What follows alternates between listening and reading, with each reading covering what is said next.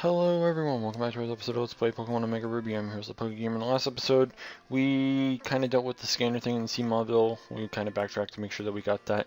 And in exchange, we got the Clear Bell and we were allowed to catch Ho-Oh.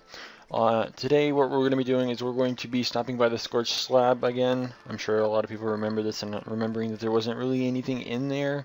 Well, now there is.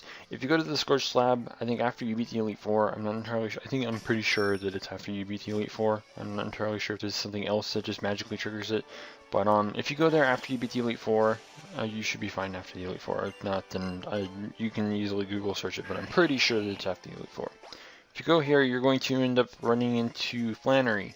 She will talk about trying to find a legendary Pokemon, so to speak, or like a powerful fire type. I don't remember how she worded it. You're about to find out for yourself. But yeah, and as a result, it will unlock an area that is on the lower level of the Scorched Slab. And in there, you will be able to find Heatran. So strategy here is to use Gardevoir, believe it or not. It only has 2 attacking moves, being Crunch and Lava Plume, if I remember off the top of my head. I don't think it ever had the chance to use it. Gardevoir is going to set up Thunder Wave, and then it's going to proceed to use Shadow Ball. And normally I would go with Psychic as a secondary attack to bring it down to the red. It only has, I think, a very slight chance of 2-hit killing, if I remember correctly, from the damage calcs. But we do too much damage, so I'm assuming that its special defense IV is really low, so I end up going with something else. That's basically the strategy, and you're going to kind of see it yourself in a few seconds. The reason why I'm kind of talking about it before even getting into the battle is because apparently there is still kind of a technical issue with my game. I guess whenever you decide to change your in-game time, you wanna, or not, well, yeah, I guess in a way your in-game time. When you change the clock on your 3DS, you probably want to go right back into your game. I didn't do this, at least I don't remember doing it. So, if you don't, I think that your previous save is gonna be like, okay, it was during this, it's okay. And then whenever you turn it on and go in, and the time suddenly changes, then it kind of messes it up. So, that being my bad, of course, and I apologize for it, because obviously there was more that we could have done today, assuming that, you know, this wasn't a problem.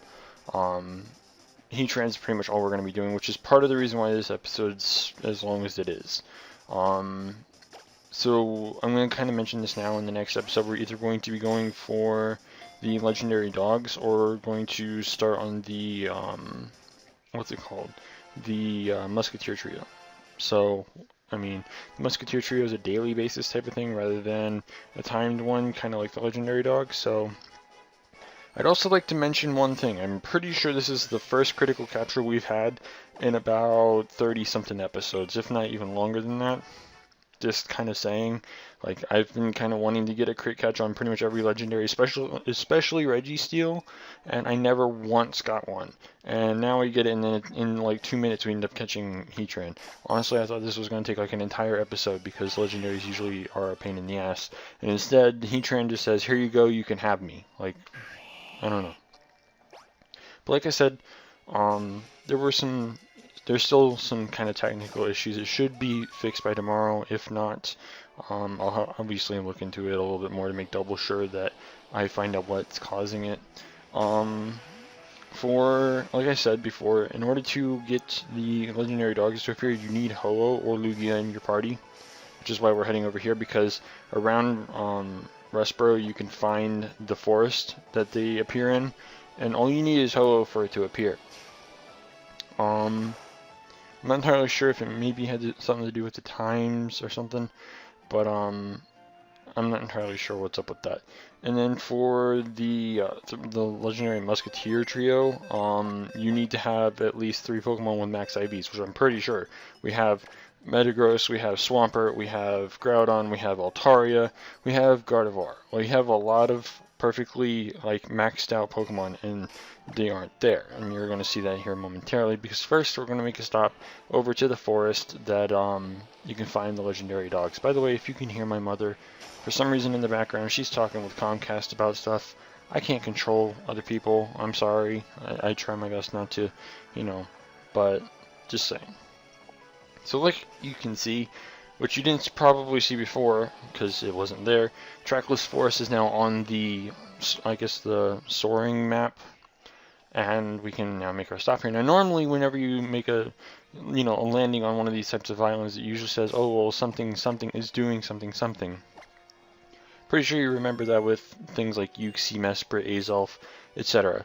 As you can see, it just says that there's a floating ring just sitting there. The reason for this is because it's, again, a time-based event, and when you mess with your 3DS's clock, it can just completely shut them all off for 24 hours. So I'm assuming that because I didn't log back into my game or, go back in-game after I reset the time, yeah. And no, that is not one of the legendary islands. That happens to be one of the random Mirage Islands that you can get to appear. I think that was the Mirage Mountain. I'm not entirely sure. But as you can see, there is this place here called the Pathless Plain. My throat's dry for some reason. I don't know why. But the Pathless Plain, this is where you can find the 3 legendary musket trio. And as you can see, there is no response. We're not getting any kind of thing like, oh, some kind of eyes are peering down on me, judging me, or some shit like that. There's nothing like that. So I'm 100% positive that the ring here is also not working. So what we're going to be hopefully doing in the next episode is we're going to be either taking on the legendary dogs or the legendary musketeer trio.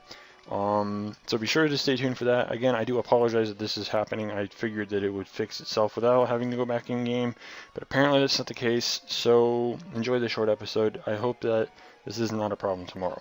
And like I said, be sure to stay tuned for the next episode. Again, we will probably be trying to get the dogs or the trio here. And yeah, so don't forget to rate, comment, subscribe, and until next time, this is the Gamer signing out.